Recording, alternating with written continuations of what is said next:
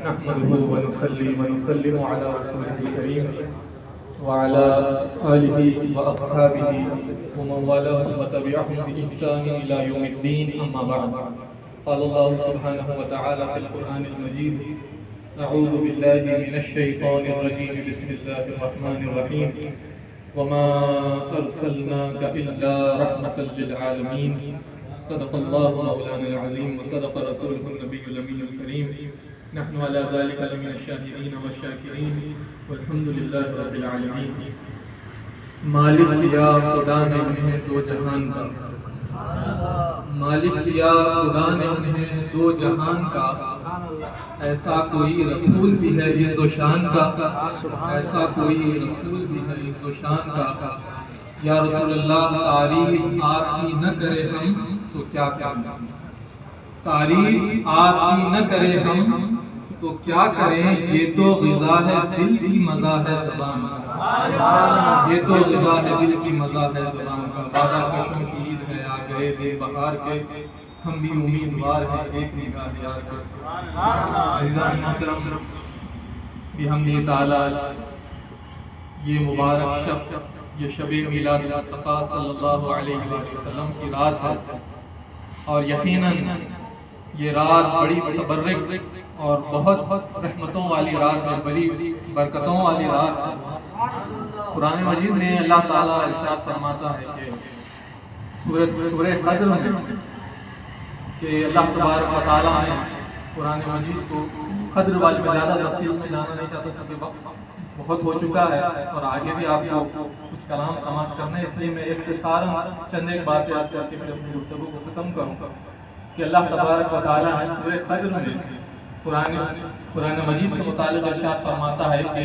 لیلۃ القدر میں اللہ تبارک و تعالیٰ نے قرآن مجید کو نازل فرمایا اور اس رات کے متعلق اللہ تبارک و تعالیٰ قرآن مجید میں ارشاد فرماتا ہے کہ انا انزلناہ فی لیلۃ القدر وما ادراک ما لیلۃ القدر لیلۃ القدر خیر من الف شہر کہ قدر والی رات یہ وہ رات ہے جس میں اللہ تبارک و تعالیٰ نے قرآن کو نازل کیا اور اللہ فرماتا ہے تم کیا جانو یہ رات کیا ہے پھر آگے اللہ تعالیٰ فرماتا ہے کہ یہ وہ رات ہے لیلۃ القدر جو رمضان میں ہے اس رات کے متعلق فرماتا ہے کہ یہ 1000 مہینوں سے بہتر 1000 مہینوں سے بہتر یعنی 80 سال سے بھی زیادہ بہتر ایک رات ہے جو جسے شب قدر کہتے ہیں جو رمضان میں اب محدثین کرام علماء حق یہ فرماتے ہیں کہ شب میلاد جو آج کی رات شب میلاد مصطفیٰ صلی اللہ علیہ وآلہ وسلم یہ لیلۃ القدر سے بھی زیادہ بہتر اور افضل وہ رات جو 1000 مہینوں سے بہتر اور افضل ہے وہ رات جو 80 سال سے بھی زیادہ بہتر اور افضل ہے اس رات سے بھی زیادہ آج کی یہ مبارک رات افضل اور بہتر تو ہم اور آپ کیا اندازہ کیجئے گا ہم کیا اندازہ لگا سکتے ہیں کہ آج کی جو مبارک رات ہے یہ کتنی بابرکت رات ہے وجہ قرآن مجید میں اللہ تعالیٰ نے واضح فرما دی کہ وہ رات کو فضیلت اس لیے حاصل ہے اس رات کو 80 سال پر بھی فضیلت اس لیے حاصل ہے اس رات کو 1000 مہینوں سے بھی بڑھ کر اس لیے کہا گیا کہ اس میں قرآن نازل کیا اور اس آج کی اس مبارک رات کو ان 1000 مہینوں سے بہتر جو رات ہے اس سے بھی بہتر اس لیے کہا گیا کہ اس میں قرآن نازل ہوا اور اس میں صاحب قرآن کی تشریف کہ اس میں قرآن والے رسول تشریف لائے قرآن ملا ان کے صدقے رمضان ملا ان کے صدقے رحمان ملا ان کے صدقے سبحان اللہ کہ اللہ تبارک و تعالیٰ ارشاد فرماتا ہے کہ لولاک لما خلقت الافلاک اے حبیب صلی اللہ علیہ وآلہ وسلم اگر میں آپ کو پیدا نہ کرتا تو میں اس ساری کائنات نہ پیدا نہ کرتا تو باعث خلقت ہو شاہا تم نہ ہوتے کچھ نہ ہو باعث خلقت ہو شاہا تم نہ ہوتے کچھ نہ ہوتا عزیزان محترم تو المختصر یہ کہ یہ رات بڑی مبارک رات بڑی متبرک رات کیوں اس لیے کہ یہ وہی رات ہے کہ جس میں تمام عالمین کے سردار سیدنا محمد رسول اللہ صلی اللہ علیہ وآلہ وسلم کی جلوگری عزیزان گرامی قرآن مجید میں اللہ تبارک و تعالی حضرت یحییٰ علیہ السلام کے متعلق ارشاد فرماتا ہے کہ وسلام علیہ یوم ولد و یوم یموت و یوم یبعث حیا کہ حضرت یحییٰ علیہ السلام کے متعلق اللہ تعالیٰ فرماتا ہے اپنے کلام پاک میں کہ سلام ہو یحییٰ پر، کب؟ ان کی میلاد والے دن، سلام ہو یحییٰ پر ان کی وفات والے دن، اور سلام ہو یحییٰ پر اس دن جس دن وہ دوبارہ زندہ اٹھائے جائیں گے، یعنی قیامت والے دن۔ اور اسی طرح کی ایک آیت حضرت عیسیٰ علیہ السلام کے متعلق بھی ہم کو ملتی ہے کہ سلام ہو، حضرت عیسیٰ خود کہتے ہیں کہ مجھ پر سلام ہو میری میلاد والے دن، میری وفات والے دن، یعنی جس دن انہیں زندہ اٹھا لیا گیا تھا آسمانوں میں، اور پھر جب انہیں دوبارہ قیامت کے دن اٹھایا جائے۔ تو اس آیت مبارکہ سے یہ بات بہت واضح ہو گئی کہ انبیاء علیہ السلام کی جو ولادت کے جو ایام ہوتے ہیں، جس دن نبی کی ولادت ہوتی ہے، وہ کوئی عام دن نہیں ہوتا، اسی لیے کہ انبیاء کی پوری زندگی سلام کی والی ہوتی ہے، پوری زندگی اللہ تعالیٰ ان پر سلام بھیجتا ہے، پوری زندگی سلام کی والی ہوتی ہے، لیکن جب ان کی ولادت کا تذکرہ خود اپنے کلام میں اللہ تبارک و تعالیٰ نے فرمایا، تو نہ صرف یہ کہ خصوصیت کے ساتھ ان کی میلاد کا ذکر کیا، ان کی ولادت کا ذکر کیا، بلکہ ان کی ولادت کے موقع پر ان پر سلام بھیجا اللہ تعالیٰ۔ تو اس سے معلوم ہوا کہ انبیاء علیہ السلام کی جو ولادت کے جو دن ہوتے ہیں وہ بہت خاص ہوتے ہیں، عام نہیں ہوتے۔ پھر سید الانبیاء کی ولادت کا دن، جب انبیاء کی ولادت کا دن اتنا خاص ہوتا ہے کہ اللہ تعالیٰ ان کی ولادت کے دن کو یاد کرتا ہے اپنے کلام میں، اور خصوصیت کے ساتھ ان پر سلام بھیجتا ہے، تو پھر حضور پاک علیہ السلام کی ولادت کا دن کتنا متبرک نہ ہوگا، جو کہ امام الانبیاء ہے، سید المرسلین ہے، تمام نبیوں اور رسولوں کے سردار ہمارے آقا محمد رسول اللہ، تو پھر حضور کی ولادت کا دن کتنا متبرک نہ ہوگا۔ تو اس سے پتہ چلا کہ خصوصیت کے ساتھ نبیوں کی ولادت کا تذکرہ کرنا اور ان کی ولادت کے موقع پر ان پر سلام بھیجنا، یہ اللہ تعالیٰ کی سنت ہے، یہ اللہ تعالیٰ کی سنت ہے۔ یہی وجہ ہے کہ ہم عاشقان مصطفیٰ صلی اللہ علیہ وآلہ وسلم وہاں پہ منعقد کرتے ہیں، اور حضور پاک علیہ السلام کی خصائص، آپ کے مناقب، آپ کی فضائل بیان کرتے ہیں، اور حضور پر درود و سلام بھیجتے ہیں۔ یہ ہمارے اللہ کی سنت، یہ ہمارے رب کی سنت، یہ بات قرآن مجید سے واضح ہے۔ اور پھر ہم نے وہ حدیث پاک جس کو بارہا سماعت کیا، بخاری شریف کی حدیث ہے، مسلم میں بھی حدیث ہے کہ جب حضور پاک علیہ السلام سے سوال کیا گیا تھا کہ آپ ہر پیر کو روزہ کیوں رکھتے ہیں، تو حضور نے جواباً یہ ارشاد فرمایا تھا، میں ہر پیر کو حضور کا معمول کسی اور دن نہیں، رمضان سے ہٹ کر کسی اور دن نہیں، جمعہ کے دن بھی نہیں، پیر کے دن روزہ کیوں رکھتے ہیں یا رسول اللہ؟ تو حضور نے فرمایا تھا کہ میں ہر پیر کو شکرانے کے طور پر روزہ اس لیے رکھتا ہوں کیونکہ یہ میری ولادت کا دن ہے، یہ میری میلاد کا دن ہے، اور اسی دن مجھ پر قرآن نازل کیا گیا۔ تو اہتمام کرنا یہ تو خود حضور کی سنت، یہ خود حضور پاک علیہ السلام کی سنت۔ عزیزان من، جب حضور پاک علیہ السلام کی ولادت کا تذکرہ قرآن مجید میں اللہ تبارک و تعالیٰ نے فرمایا، جب نبیوں کی ولادت کا تذکرہ فرمایا تو ان کی ولادت کا ذکر کیا، ان پر سلام بھیجا، لیکن جب اپنے حبیب پاک علیہ السلام کی ولادت کا تذکرہ فرمایا تو کچھ منفرد انداز میں تذکرہ فرمایا، کچھ ہٹ کے، کچھ الگ انداز میں، اس لیے کہ ہمارے آقا سب سے الگ، ہمارے آقا کا جو شان ہے وہ سب سے بلند والا ہے، سب سے منفرد ہے۔ تو لہذا حضور کی جب ولادت کا تذکرہ ہوا تو وہ بھی سب سے منفرد انداز میں کیا گیا۔ اللہ تعالیٰ فرماتا ہے لا اقسم بهذا البلد وانت حل بهذا البلد ووالد وما ولد۔ اللہ تعالیٰ ارشاد فرماتا ہے قسم ہے، وہاں تو صرف تذکرہ ہوا تھا، ولادت کا سلام بھیج دیا گیا، لیکن یہاں پر اس کی اہمیت کو اجاگر کرنے کے لیے اللہ تعالیٰ قسم ارشاد کرتا ہے۔ یاد رکھیے یہ بات قرآن مجید میں جہاں جہاں اللہ تعالیٰ کسی چیز کے متعلق فرماتا ہے کہ قسم ہے، قسم ہے، قسم ہے، تو اس سے معلوم ہوتا ہے کہ یہ بہت زیادہ اہمیت والی بات بتائی جائے، بہت اہمیت ہے۔ تو اللہ تبارک و تعالیٰ ارشاد فرماتا ہے لا اقسم بهذا البلد، قسم ہے اس شہر مکہ کی، شہر مکہ کی قسم کھائی جا رہی ہے۔ اللہ تعالیٰ ارشاد فرما رہا ہے قسم لا اقسم بهذا البلد وانت حل بهذا البلد۔ اب کیوں کھائی جا رہی ہے شہر مکہ کی قسم، کیوں ارشاد فرمائی جا رہی شہر مکہ کی قسم؟ تو اللہ تبارک و تعالیٰ مزید وضاحت فرماتا ہے قرآن میں کہ شہر مکہ کی قسم اس لیے نہیں ارشاد فرمائی جا رہی کہ وہاں بیت اللہ، شہر مکہ کی قسم اس لیے نہیں ارشاد فرمائی جا رہی کہ وہاں حرم کعبہ، شہر مکہ کی قسم اسی لیے نہیں کہ وہاں حجر اسود ہے، شہر مکہ کی قسم اسی لیے نہیں کہ وہاں صفا و مروہ ہے، شہر مکہ کی قسم اسی لیے نہیں کہ وہاں مقام ابراہیم ہے، شہر مکہ کی قسم اسی لیے نہیں کہ وہاں پر آب زمزم ہے، بلکہ قرآن مجید میں اللہ تعالیٰ فرماتا ہے شہر مکہ کی قسم اسی لیے شہر مکہ کی قسم کہ اے محبوب آپ وہاں پر جلوہ گر ہے،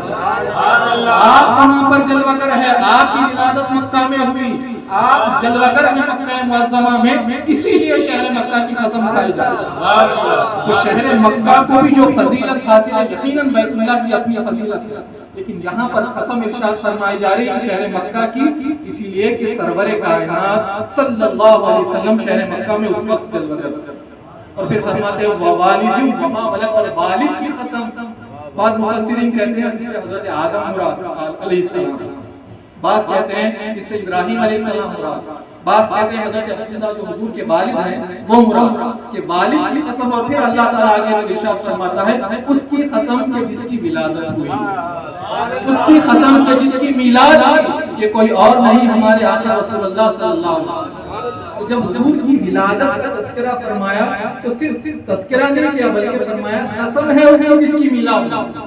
قسم ہے اس کی کہ جس کی ولادت ہوئی صلی اللہ علیہ وسلم۔ عزیزان محترم، اپنی گفتگو کو مختصر کر رہا ہوں کہ صحابہ کرام رضوان اللہ علیہم اجمعین کا عمل بھی یہی تھا کہ وہ حضور پاک علیہ السلام کی ولادت کو بکثرت یاد کیا کرتے تھے اور اس پر اللہ تعالیٰ کا ہمیشہ شکر بجا لایا کرتے تھے۔ وہ روایت جو شاید آپ نے بارہا سنی ہوگی کہ مسند امام احمد کی روایت ہے کہ صحابہ مسجد نبوی شریف میں مدینہ پاک میں بیٹھے تمام صحابہ جس طرح ہم اور آپ آج جمع ہو کر بیٹھے ہیں اور آپس میں گفتگو کر رہے ہیں، چرچا ہو رہا ہے، اسی طرح کی ایک مجلس اس زمانے میں حضور کے زمانے میں مسجد نبوی میں منعقد کی گئی۔ صحابہ آپس میں بیٹھے ہوئے ہیں، آپس میں گفتگو کر رہے ہیں، آپس میں چرچا ہو رہا۔ ہوا یہ کہ تھوڑی دیر نہ گزری تھی کہ خود حضور صلی اللہ علیہ وسلم مجلس میں تشریف لے آئے۔ ابھی صحابہ بیٹھ کر گفتگو کر رہے ہیں، مسجد میں تھوڑی دیر میں حضور تشریف لے آئے اور حضور نے جب یہ منظر دیکھا کہ صحابہ آپس میں بیٹھ کر باتیں کر رہے ہیں، چرچا ہو رہا ہے، مجلس منعقد کی ہوئی ہے، تو حضور نے ان سے سوال کیا، ما اجلسکم، سوال کیا کہ اے صحابہ کیوں بیٹھے ہوئے، کیوں جمع ہوئے ہو، یہاں پر جمع ہونے کا عنوان کیا ہے، کس عنوان پر گفتگو ہو رہی ہے، کیا باتیں ہو رہی ہیں؟ تو انہوں نے عرض کیا کہ یا رسول اللہ صلی اللہ علیہ وسلم جلسنا نذکر اللہ ونحمدہ علی ما ہدانا للاسلام ومنع علینا بک۔ عرض کرنے لگے یا رسول اللہ ہم یہاں پر اس لیے جمع ہوئے ہیں کہ یہاں بیٹھ کر ہم اللہ تعالیٰ کا شکر بجا لا رہے ہیں، اللہ کی حمد و ثنا بیان کر رہے ہیں، اللہ کا شکر بجا لا رہے ہیں۔ کیوں شکر بجا لا رہے ہیں؟ اس لیے کہ اللہ تعالیٰ نے ہمیں اسلام کی طرف ہدایت دی، اس لیے کہ اللہ نے ہمیں مسلمان بنایا۔ اور کس کی وجہ سے مسلمان بنایا؟ یا رسول اللہ آپ کی صورت میں جو احسان ہم پر کیا گیا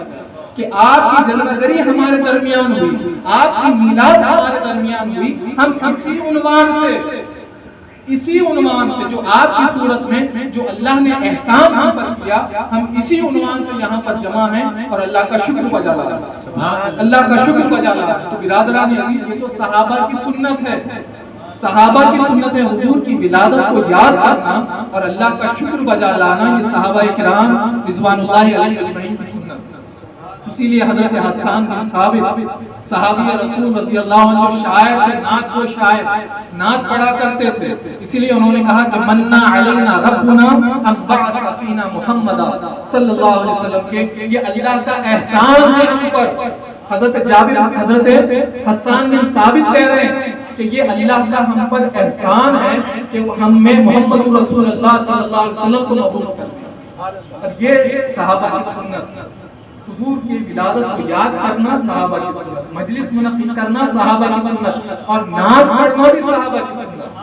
نعت پڑھنا جنہوں نے ابھی آپ نے الحمدللہ بڑی خوبصورت آوازوں میں نعت و منقبت سماعت کی، یقیناً میرا دل بھی بہت خوش ہوا۔ اللہ تعالیٰ ان مجلسوں کو قائم و دائم رکھے اور ان کی منعقد کرنے والوں کو اللہ تبارک و تعالیٰ جزائے خیر عطا کرے کہ یہ صحابہ کی سنت ہے۔